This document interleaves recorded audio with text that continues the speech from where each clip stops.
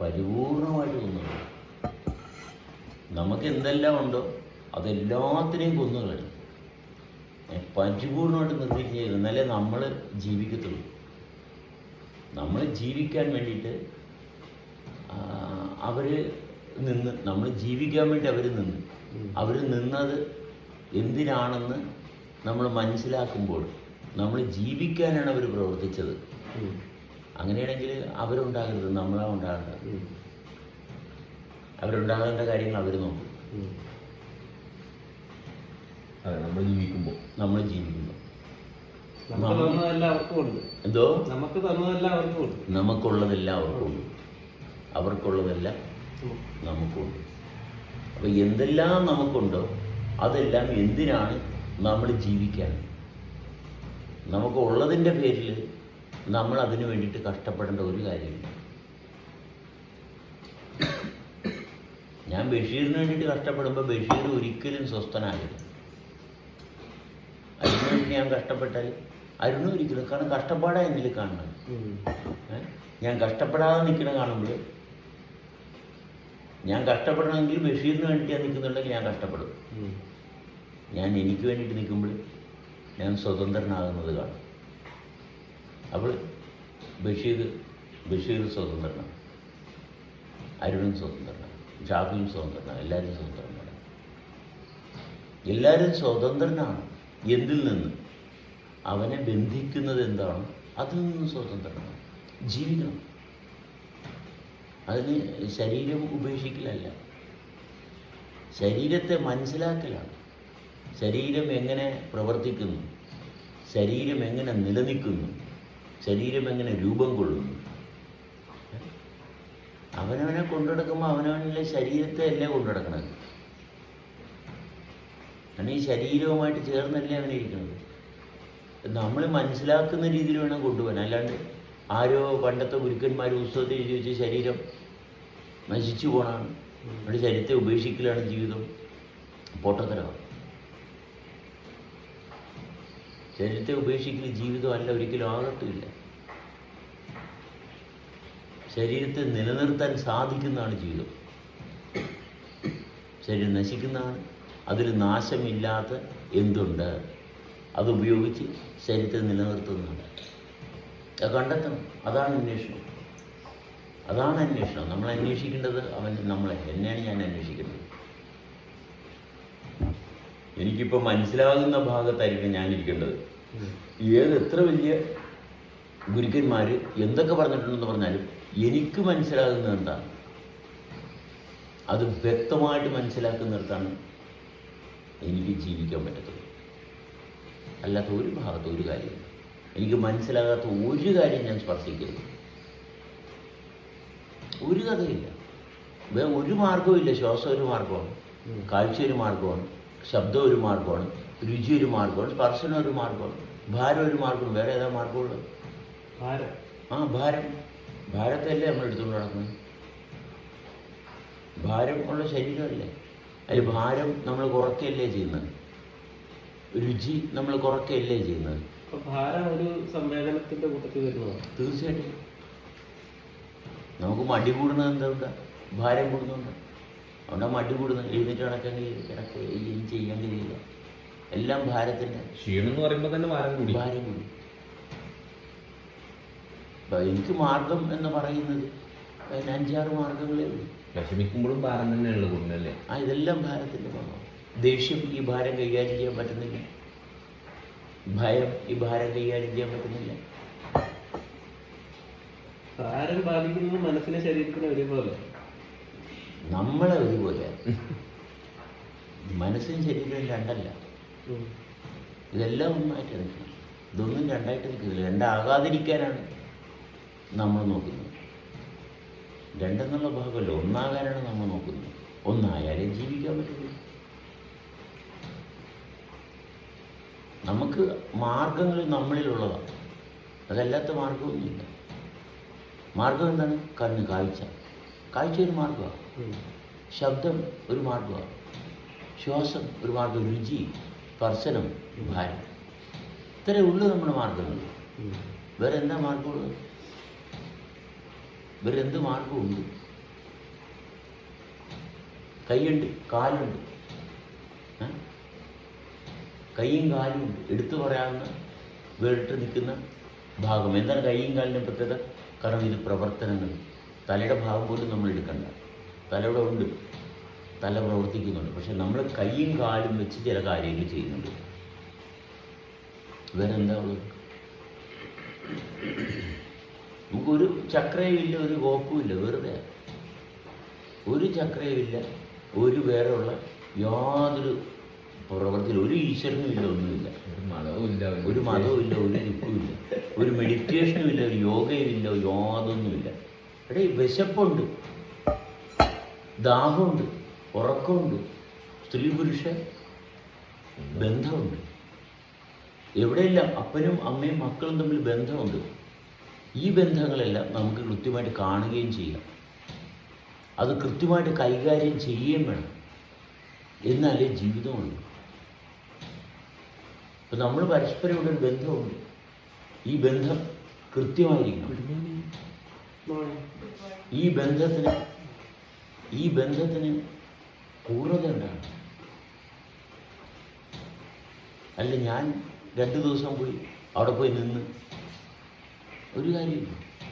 എന്നും പറയാം ഞാൻ പോയി അവിടെ പോയി നിന്നിട്ടുണ്ട് കേട്ടാ. അങ്ങനെ ഒരു ഭാഗം പറയുക വരരുത്. ഇവിടെ നിന്നെങ്കിൽ ഇവിടെ നിൽക്കുമ്പോൾ ഇവിടെ നിന്നത് നിങ്ങൾ മാത്രമാണ്. ഇവിടെ വേറെ ആരുമില്ല. നിങ്ങൾ ഒറ്റക്കാണ്.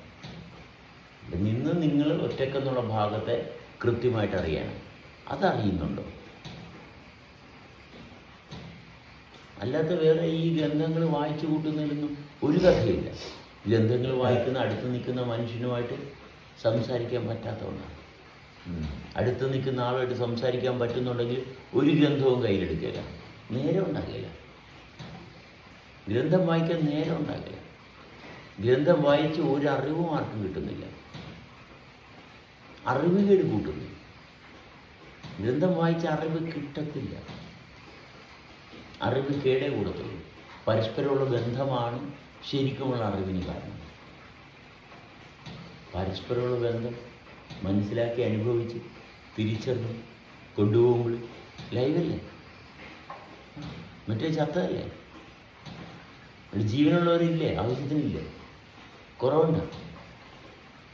ജീവനുള്ള മനുഷ്യരുടെ സാന്നിധ്യത്തിന് കുറവ് വല്ലതും ഉണ്ടാകും? ഒരു കുറവില്ല.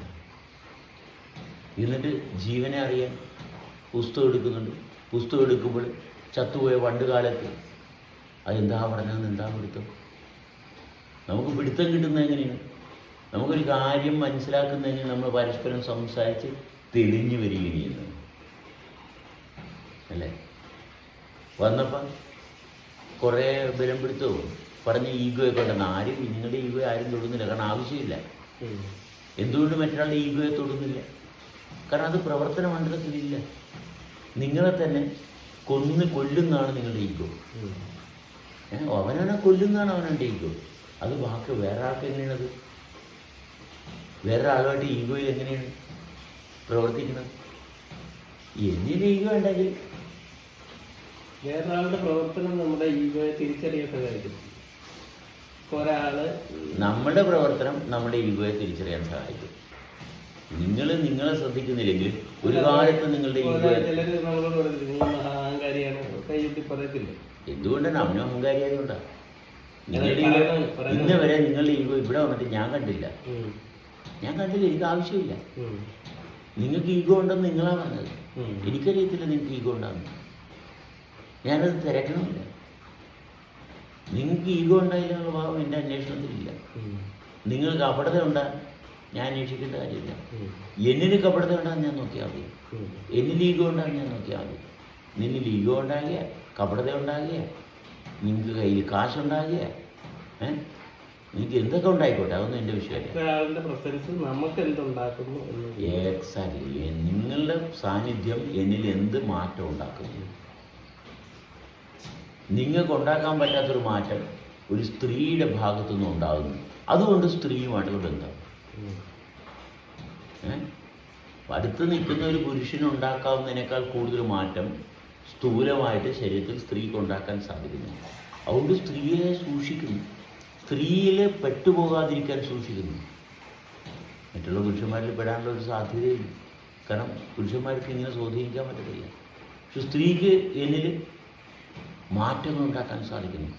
അതുകൊണ്ട് സ്ത്രീയിൽ പെട്ടുപോകാതിരിക്കാൻ വളരെയേറെ സൂക്ഷിക്കണം. സ്ത്രീ അപകടകാരിയാണ്. ആ അപകടത്തിൽ പെട്ടുപോകാതിരിക്കാനാണ് ശ്രമിക്കുന്നത്. അമ്മ അതിലേറെ അപകടകാരിയാണ് അല്ലേ? അമ്മ വലിയ അപകടകാരിയാണ്. അമ്മയായിട്ടുള്ള ബന്ധം എന്നെ ഉണർത്തി സജീവമാക്കാൻ എനിക്ക് പറ്റുന്നില്ലെങ്കിൽ അമ്മയായിട്ടുള്ള അമ്മ ഭയങ്കര, അമ്മയുടെ സാന്നിധ്യം ഒരുപാട് കാര്യങ്ങൾ, ദയ, കരുണ, വാത്സല്യം, സംരക്ഷണം, ഇങ്ങനെ ഒട്ടനവധി സവിശേഷതകൾ കൊണ്ട് അമ്മ എന്നെ വലിഞ്ഞു മുറുകിയിരിക്കുകയായിരുന്നു. ഞാൻ അതിൽ നിന്ന് വളർന്നില്ലെങ്കിൽ അങ്ങനെയൊന്നും കാണിക്കാത്ത അമ്മയാണല്ലോ. എവിടെയാണ് എവിടെയാണ് നമ്മൾക്ക് ബന്ധനമുള്ളത്? നമ്മുടെ ആവശ്യം എന്താണ്? നമ്മൾ കാണിക്കുന്ന അമ്മയോ കാണിക്കാത്ത അമ്മയെ പറ്റിയല്ല പറയുന്നത്. അവിടെ എന്താണ് സംഭവിക്കുന്നത് അതിനെ ആസ്പദമാക്കി ബ്ലോക്ക് നമ്മളിൽ എന്താണ് പ്രവർത്തിക്കുന്നത്, അതിൽ നിന്ന് നമ്മൾ മോചനം നേടുന്ന ഭാഗമാണ് നമ്മൾ പറയുന്നത്. കാണിക്കാൻ അറിയുന്നില്ല. ഒരു സ്ത്രീ വരുന്ന നമുക്കൊരു മാറ്റമില്ല, എന്ത് ചെയ്യാനാണ്? ഒരു കുഴപ്പമില്ല. ഒരാൾ വരുന്ന നമുക്കൊരു മാറ്റമില്ലെങ്കിൽ നമുക്കൊരു കുഴപ്പമില്ല. ഉണ്ടായിക്കൊണ്ടിരിക്കുന്ന മാറ്റം തുടർന്നുകൊണ്ടിരിക്കുക. ഉണ്ടായിക്കൊണ്ടിരിക്കുന്ന മാറ്റത്തിൽ തുടർച്ചയുണ്ട്, ഞാൻ നിലനിൽക്കുന്നുണ്ട്, ആശ്വാസമുണ്ട്. അത്രയുള്ളൂ. എൻ്റെ ആശ്വാസത്തിലാവണം മാറ്റം. അതെ, ആശ്വാസത്തിലാവണം മാറ്റം. ഞാൻ പറഞ്ഞൊരു വാചകം നിങ്ങൾ ഓർത്ത് തലയിൽ വെച്ചിട്ടുണ്ടെങ്കിൽ നിങ്ങൾക്ക് കഷ്ടമല്ല. നിങ്ങളിൽ എത്ര പേര് താമസിപ്പിക്കാൻ പറ്റും? ഒരാൾ മാത്രമേ താമസിക്കാൻ പറ്റൂ. ഇതിൽ ഭാര്യയും മക്കളും വീടും സ്വത്തും ഇതെല്ലാം കൊണ്ടുനടക്കുക, സ്വസ്ഥത മാത്രമില്ല. അവർ ചിന്തിക്കാൻ സാധ്യതയുള്ള കാര്യങ്ങൾ വരെ നമ്മൾ ചിന്തിക്കുക, എന്നിട്ട് പാടുള്ളൂ. അപ്പം ഇങ്ങനെ ഓരോരുത്തരെ കുറച്ച് കുറച്ച് കുറച്ച് കൊണ്ടുവരുമ്പോൾ നമ്മൾ തെളിഞ്ഞു കഴിഞ്ഞു. അതാണ് ജീവിതം. അങ്ങനെ ജീവിക്കാൻ പറ്റും. അപ്പോഴാണ് തെളിഞ്ഞു വരുന്നത്, അപ്പോഴാണ് നമുക്ക് ബോധമുണ്ടാകുന്നത്, ബോധ്യമുണ്ടാകുന്നത്. അല്ലാണ്ട് ഇവരെല്ലാവരെയും കൂട്ടത്തിൽ നിർത്താൻ പാടുപെടുന്നത് ശവത്തിൻ്റെ പരിപാടിയാണ്. സമൂഹം ഉണ്ടായതുകൊണ്ടാണ്. സമൂഹം ഉണ്ടായെന്ന് പറയുന്നത് എനിക്ക് എന്നെ തിരിച്ചറിയാൻ പറ്റാതിരുന്നത് കൊണ്ട്. അപ്പോൾ ഞാനിവിടെ ഉണ്ടായിരുന്നു, പക്ഷെ എനിക്ക് എന്നെ തിരിച്ചറിയാൻ പറ്റാത്തൊരു കാലഘട്ടത്തിലൂടെ ഞാൻ കടന്നു പോയിരുന്നു. അപ്പോൾ സമൂഹമാണ് എന്നെ നോക്കിയെന്ന് എനിക്ക് തോന്നല. അവിടെ ഭാഗ്യം കൊണ്ട് ഞാൻ നിലനിന്നു, അത്രയേ ഉള്ളൂ. അതിൻ്റെ സമൂഹം ഒന്നും ചെയ്തിട്ടില്ല. ഒരു സമൂഹം ഒന്നും ചെയ്തില്ല. ഞാനിവിടെ ഉണ്ടായിരുന്നു, അപ്പോഴും ഒന്നും ചെയ്തിട്ടില്ല. ഓരോരുത്തരും അവനവൻ ചെയ്യേണ്ട കാര്യങ്ങൾ ചെയ്തു യാന്ത്രികമായിട്ട്. എങ്ങനെയോ ഇന്റൻഷ്യലി ഒന്നും ചെയ്തിട്ടില്ല, സ്വാഭാവികമായിട്ട് സംഭവിച്ചു. ഇന്റൻഷ്യലി ചെയ്യുമ്പോഴാണ് നമ്മൾ ഓക്കെ, ഇന്റൻഷ്യലി ഞാൻ ചെയ്തു. എന്തുകൊണ്ട് ചെയ്തു? എന്നിലൊരു ഇന്റൻഷൻ ഉണ്ട്, അതാണ് എൻ്റെ ബോധ്യം. എൻ്റെ ബോധമില്ലാണ്ട് നടന്നു. അപ്പം സമൂഹത്തിൻ്റെ അടിമയാണെന്ന് തോന്നി. ആരാണ് സമൂഹത്തിൻ്റെ നാഥൻ? ആരാണ്? ഒരു നാഥനുമില്ല, എന്നുമില്ല. എന്നും സാമൂഹ്യ പ്രതിബദ്ധത. ആർക്കാ എന്താ ഗുണം? കായലിൽ കായം കലക്കുന്നത് പോലെ. സാമൂഹ്യ പ്രതിബദ്ധത എന്ന് പറയുന്നത് കായലിൽ കായം കലക്കുന്ന പോലെ ഇരിക്കും. ഒരാവശ്യമില്ല. ഇങ്ങനെ സമൂഹത്തിൽ കോൺട്രിബ്യൂട്ട് ചെയ്യാൻ നടക്കുന്ന ആൾക്കാരുണ്ട്. സാമൂഹ്യ സേവകർ, രാഷ്ട്രീയക്കാർ. ഏറ്റവും കൂടുതൽ അരാജകത്വം നമ്മുടെ നാട്ടിൽ നാട്ടിലുണ്ടാക്കുന്ന ഒരു വിഭാഗമാണ് രാഷ്ട്രീയക്കാർ. പിന്നെയുള്ള ഒരു വിഭാഗമാണ് മത പണ്ഡിതന്മാർ. നമ്മുടെ നാടിനെ നശിപ്പിക്കുന്നവരാണ് രാഷ്ട്രീയക്കാരും മത പണ്ഡിതന്മാരും. അപ്പം അതിനുദാഹരണമാണ് രാഷ്ട്രീയക്കാരും മതപണ്ഡിതന്മാരും നശിപ്പിക്കുന്നതാണെന്ന് പറയുമ്പോൾ ആരെങ്കിലും ഇത് കേട്ടിട്ട് എതിർക്കാൻ വരുന്നുണ്ടെങ്കിൽ അത് തന്നെയാണ് അതിൻ്റെ സൂചന. കാരണം അവർ അസ്വസ്ഥരാകുന്നുണ്ടെങ്കിൽ അവരിൽ സ്വസ്ഥത ഇല്ലാത്തതുകൊണ്ടല്ലേ. ഞാൻ സ്വസ്ഥമായിട്ടാണ് ജീവിക്കുന്നത് ഞാൻ പറയുന്നത്. എന്നെപ്പറ്റി ആരെങ്കിലും എന്തെങ്കിലും പറയുമ്പോൾ ഞാൻ അസ്വസ്ഥനാകുന്നുണ്ടെങ്കിൽ അവർ നാടിനെ നശിപ്പിക്കുന്നവരല്ലേ. അതാണ് നാട് നശിപ്പിക്കുന്നത്. ഒരാളോട് പോലും സമാധാനത്തിലിരുന്ന് സംസാരിക്കാൻ പറ്റുന്നില്ലെങ്കിൽ, അങ്ങനെയുള്ള കപടതരും രാഷ്ട്രീയക്കാരിൽ കപടതരുണ്ടെങ്കിൽ, രാഷ്ട്രീയം സത്യസന്ധമായിട്ട് ചെയ്യുന്നവരുണ്ടെങ്കിൽ അവർ അസ്വസ്ഥനാകില്ല ഈ വോയിസ് കേൾക്കുമ്പോൾ. മതപണ്ഡിതന്മാരും അസ്വസ്ഥനാകുന്നുണ്ടെങ്കിൽ അവർ പണ്ഡിതനല്ല. മനസ്സിലായി? അവർ കപടതരാണ്. ഒരു പണ്ഡിതനുണ്ടെങ്കിൽ, ഒരാൾക്ക് അയാളിൽ ബോധ്യമുണ്ടെങ്കിൽ അയാളുമായിട്ടുള്ള സമ്പർക്കം വരുന്ന ആൾക്കാരൊക്കെ ഫ്രീ ആവും. ഈ പണ്ഡിതൻ ഇല്ലാണ്ടാകാം. എന്തുകൊണ്ട് പലതും മതപണ്ഡിതന്മാരിങ്ങനെ തലമുറകളായിട്ട് പാരമ്പര്യമായിട്ട് അവരുടെ മക്കൾ പണ്ഡിതനാകുന്നു, രാഷ്ട്രീയക്കാരുടെ മക്കൾ രാഷ്ട്രീയക്കാരാകുന്നു? എന്ത് കാര്യം? കാരണം രാഷ്ട്രീയമല്ല അവിടെ നടക്കുന്നത്, അരാഷ്ട്രീയമാണ് നടക്കുന്നത്. രാഷ്ട്രീയമാണ് നടക്കുന്നത്, രാഷ്ട്രത്തെയാണ് വലുതാക്കുന്നെങ്കിൽ അവിടെ വ്യക്തികൾ മൂല്യമുള്ള വ്യക്തികളായിട്ട് മാറും, വളർച്ചയുണ്ടാവും. രാഷ്ട്രമല്ല നമ്മൾ കാണുന്നത്, നമ്മൾ മനുഷ്യരെ കാണാൻ തുടങ്ങും. മനുഷ്യരെ കാണാൻ തുടങ്ങും. കൂടുതൽ മനുഷ്യരെ കാണുക എന്ന് പറയുമ്പോൾ ഞാൻ എന്നിലെ മനുഷ്യത്വം കൂടുതൽ കാണാൻ തുടങ്ങി. എന്നിലെ മനുഷ്യത്വം നിരന്തരം കാണാനുള്ള അവസരങ്ങളാണ്. എല്ലാ മനുഷ്യരും സജീവമായിട്ട് ജീവിക്കാൻ തുടങ്ങുമ്പോൾ എല്ലാവരിൽ നിന്ന് ഏറ്റവും അത്യാധുനികമായിട്ടുള്ള ജീവൻ്റെ സവിശേഷതയുടെ അനുഭവങ്ങളാണ് പ്രസരണത്തിലുണ്ടാകുന്നത്. അതാണ് ശരിക്കുമുള്ള ലോകം, അതാണ് ശരിക്കുമുള്ള ജീവിതം. അല്ലാണ്ട് വാരിക്കൂട്ടി കെട്ടിപ്പറ്റിരിക്കുന്ന കുറേ നിയമങ്ങൾ പഠിപ്പിച്ച് കൊച്ചു കുട്ടിയായിരിക്കുമ്പോൾ തന്നെ അവൻ്റെ തലയിൽ അവനെന്താണെന്ന് അറിയണതിന് മുമ്പ് തന്നെ ദൈവത്തെ അവനെ പരിചയപ്പെടുത്തി. അവനെന്താണെന്ന് അറിയണതിന് മുമ്പ് തന്നെ ദൈവത്തെ പരിചയപ്പെടുത്തി. അവൻ്റെ ജീവിതകാലം മുഴുവനും ദൈവത്തെ ഭയന്ന് അവൻ നെട്ടോട്ടം ഓടുകയാണ്. അവനെന്താണെന്ന് അറിയും പിച്ച വെച്ച് നടക്കുന്നതിന് മുമ്പ് അവൻ്റെ ഉള്ളിൽ ദൈവഭയം ഉണ്ടാക്കി കൊടുത്തു. വിഷം കുത്തി വെച്ചു കൊടുത്തു. അവനെന്താണെന്ന് അവൻ അറിയട്ടെ. അവനവൻ എന്താണെന്ന് അറിയുന്നതിന് മുമ്പ് അവൻ്റെ ഉള്ളിൽ ഒരു മാനസിക രോഗമുണ്ടാക്കി കൊടുത്തു. അതാണ് വിശ്വാസം. യാഥാർത്ഥ്യവുമായിട്ട് യാതൊരു കാരണവശാലും അവനൊരു ബന്ധവും ഉണ്ടാകാത്ത രീതിയിൽ അവർ സ്വന്തം മക്കളെ നശിപ്പിക്കണമെന്ന്.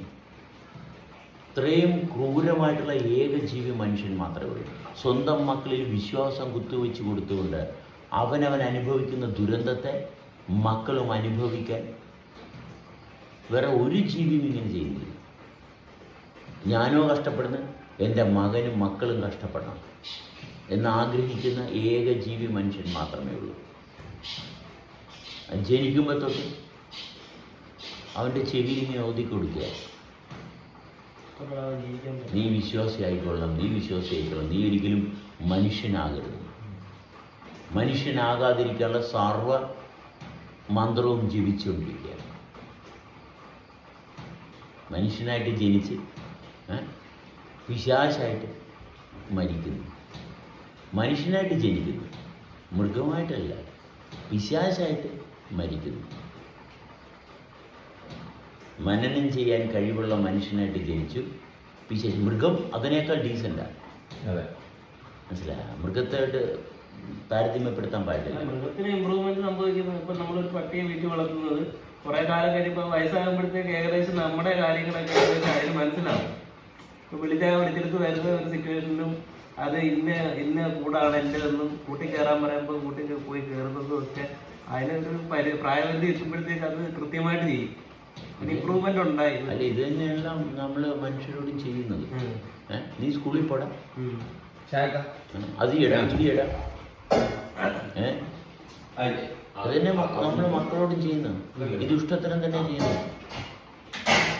അത് ചെയ്യുന്നവർ തന്നെ. അതുകൊണ്ടാണ് നമുക്ക് അഹങ്കാരമുള്ളത്. അത് ചെയ്യുന്നതുകൊണ്ടാണ് അഹങ്കാരമുള്ളത്. അങ്ങനെ അഹങ്കാരം വളരുന്നത് എന്തുകൊണ്ടാണ്? ഞാനായിട്ടിരിക്കാൻ പറ്റുന്നില്ല. അതുകൊണ്ട് നമ്മളിൽ ഉണ്ടാകുന്ന വലിയൊരു രോഗമാണ് അഹങ്കാരം. മനസ്സിലായി? എന്നിൽ എൻ്റെ നന്മയല്ല ഇത് എന്ന് ശരീരത്തിൻ്റെ ആന്തരികമായിട്ടുള്ള വ്യവസ്ഥ നമ്മളോട് പറയുന്നതാണ് അഹങ്കാരം. അതിൽ നിന്നാണ് അഹങ്കാരം ഉണ്ടാകുന്നത്. ഉണ്ടായേ പറ്റത്തുള്ളൂ. വിശ്വാസ പ്രമാണം കൊണ്ടു നടക്കുമ്പോൾ ഇപ്പോൾ 108ൻ്റെ കാര്യം പറയുമ്പോഴാണ് നിങ്ങൾക്ക് അഹങ്കാരം ഉണ്ടാകുന്നത്. അപ്പോഴേ ഉണ്ടാവുള്ളൂ ഞാൻ പറഞ്ഞത് ശരിയാണെന്ന് സ്ഥാപിക്കാനുള്ള ശ്രമം വരത്തുള്ളൂ. ശരിയാണെങ്കിൽ പാടുപെടേണ്ട കാര്യമില്ല. ശരിയല്ലാത്ത കാര്യത്തിൽ മാത്രമേ അഹങ്കാരമുള്ളൂ. ഒരു ബലം പിടുത്തമുണ്ടെങ്കിൽ വേണ്ടാത്ത കാര്യത്തിനാണ്. വേണ്ട കാര്യത്തിൽ ബലം പിടിക്കേണ്ട, അത് വേണ്ടതുപോലെ സംഭവിക്കും.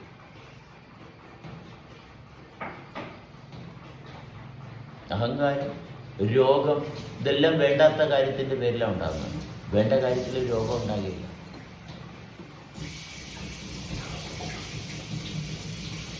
രോഗം നമ്മൾ വിചാരിച്ച് വരുന്നതാണ്. നമുക്ക് എപ്പോഴും നിങ്ങൾ ഈ പറഞ്ഞ മാർഗങ്ങൾ, ഞാൻ 5-6 മാർഗങ്ങൾ പറഞ്ഞു. ഈ മാർഗങ്ങളെല്ലാം വന്ന് ചേരുന്ന എവിടെയാണ്? ഒരു ഹൃദയഭാഗം ഉണ്ടാകണം. ഇത് ഇനി ഹൃദയമില്ല, നിങ്ങൾക്ക് ഹൃദയമില്ലാതെ വരുമ്പോൾ, നിങ്ങൾക്ക് ഹൃദയം തുറക്കാതെ വരുമ്പോൾ, ഹൃദയം എന്ന് പറയുന്നത് നിങ്ങൾ ചെയ്യുന്ന എല്ലാ പ്രവർത്തനത്തിൻ്റെയും കേന്ദ്രം. എന്താണ് എൻ്റെ ശബ്ദത്തിൻ്റെ വ്യത്യാസം? എന്താണ്? എനിക്കൊരു ഹൃദയമുണ്ട്, അത് മാത്രമേ ഉള്ളൂ വ്യത്യാസം. ഞാൻ ഹൃദയമുള്ളവനാണ് എന്ന് വെച്ചാൽ ഞാൻ ചെയ്യുന്ന പ്രവൃത്തിക്ക് എല്ലാത്തിനും ഒരു കേന്ദ്രമുണ്ട്. ഒരൊറ്റ കേന്ദ്രമേ ഉള്ളൂ. അച്ഛന്, അമ്മ, അല്ലെങ്കിൽ സുഹൃത്തുക്കൾ, സഹോദരങ്ങൾ, കാമുകി, അങ്ങനെ ഒരു ഭാഗമല്ല. ഞാനെന്ന് പറഞ്ഞ ഒരൊറ്റ കേന്ദ്രമേ ഉള്ളൂ. അതാണ് എൻ്റെ ശബ്ദത്തിൻ്റെ വ്യത്യാസം. ഒരു കേന്ദ്രമുള്ളൊരു മനുഷ്യൻ. കേന്ദ്രമില്ലാത്തവർക്ക് സംശയങ്ങളുണ്ടാവും. ആദ്യം സംശയം മാറ്റിയാൽ മതി. കേന്ദ്രം, ആ പറയുന്ന ഒരു വ്യക്തി എന്നുള്ള അവസ്ഥ അവിടെ രൂപം കൊള്ളണം. ഞാൻ തന്നെയാണ് എൻ്റെ ശരീരത്തിൻ്റെ, എൻ്റെ ചുറ്റുപാടിൻ്റെ കേന്ദ്രം എന്ന് പറഞ്ഞാൽ പോലെ അനുഭവത്തിൽ ഇത് എന്തോ കുറേ കാര്യങ്ങളൊക്കെ സെബാസ്റ്റ്യൻ പറഞ്ഞു, കുറേ കാര്യങ്ങളൊക്കെ സ്വാമി വിവേകാനന്ദൻ പറഞ്ഞു. എന്നുവെച്ചാൽ കേന്ദ്രമില്ല. ഗാന്ധിജി രാഷ്ട്രത്തിൻ്റെ രക്ഷകൻ, ഇങ്ങനെ കുറേ ആൾക്കാർ. കേന്ദ്രം ഉണ്ടാകണം. കാരണം ഇവരാരും വിചാരിച്ചാൽ ഈ ലോകം ഉണ്ടാകത്തില്ല. ഇവരാരും വിചാരിച്ചാൽ ഈ ലോകം ഉണ്ടാകത്തില്ല. ഞാനും വിചാരിച്ചിട്ടുണ്ടായതല്ല. എനിക്ക് വിചാരിക്കാൻ കാരണം ഞാനുള്ളത് കൊണ്ടാണ്. വിചാരിക്കുന്നത്. അപ്പോൾ വിചാരത്തിൽ എന്തുണ്ടെന്നുള്ള ഭാഗം വളരെ സൂക്ഷിച്ച് പരിശോധിക്കണം. അതെല്ലാം നശിച്ചു പോകുന്ന.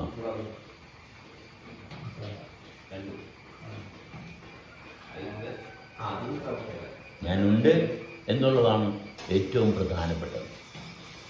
എന്നിൽ എന്തുണ്ടായി വരുന്നു അതെല്ലാം മനസ്സിലാക്കണമെന്നുണ്ടെങ്കിൽ ഒരു കേന്ദ്രം വേണം. അതിനാണ് നമ്മൾ ഹൃദയം എന്ന് പറയുന്നത്. അപ്പോൾ ഹൃദയഭാഗത്തു നിന്നാണ് ശരീരം വികസിക്കുകയും ചുരുങ്ങുകയും ചെയ്യും. അവിടെയാണ് ആത്മാവ് വസിക്കുന്നത്.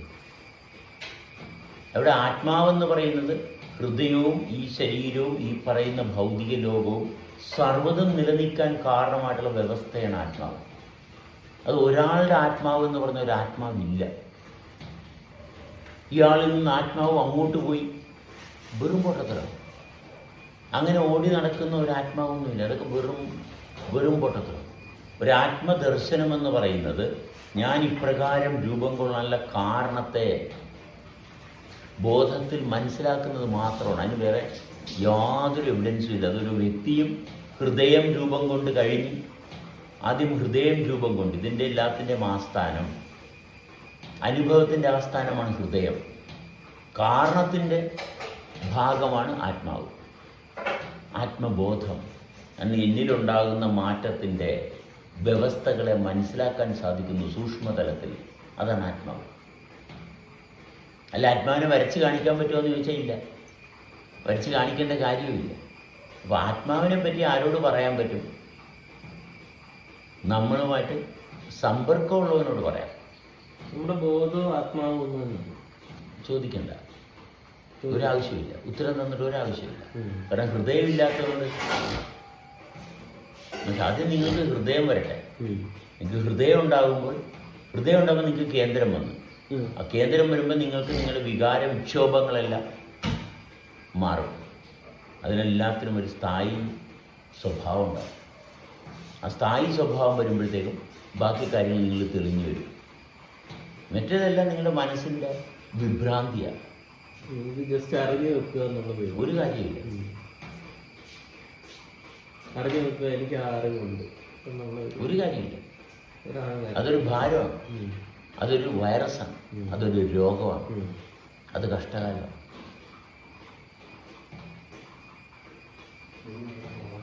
സത്യസന്ധമായിട്ട് സംസാരിക്കുമ്പോൾ പ്രതിസന്ധികളുണ്ടാകുന്നു. ഒരു പ്രതിസന്ധിയും ഉണ്ടാകില്ല.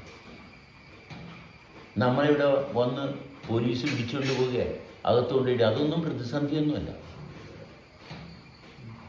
അതൊന്നും പ്രതിസന്ധിയല്ല. അതൊക്കെ സാമൂഹ്യമായിട്ടുള്ള മനുഷ്യനിലുള്ള അരാജകത്വത്തിൻ്റെ ലക്ഷണങ്ങളാണ്. അതവിടെ അത് നടത്തിക്കോട്ടെ. അപ്പോൾ ഓരോരുത്തർ വന്ന് നമ്മളെ പിടിച്ചുകൊണ്ട് പോകാനോ അതിനൊക്കെ ശ്രമങ്ങൾ അവർ ചെയ്തോളൂ.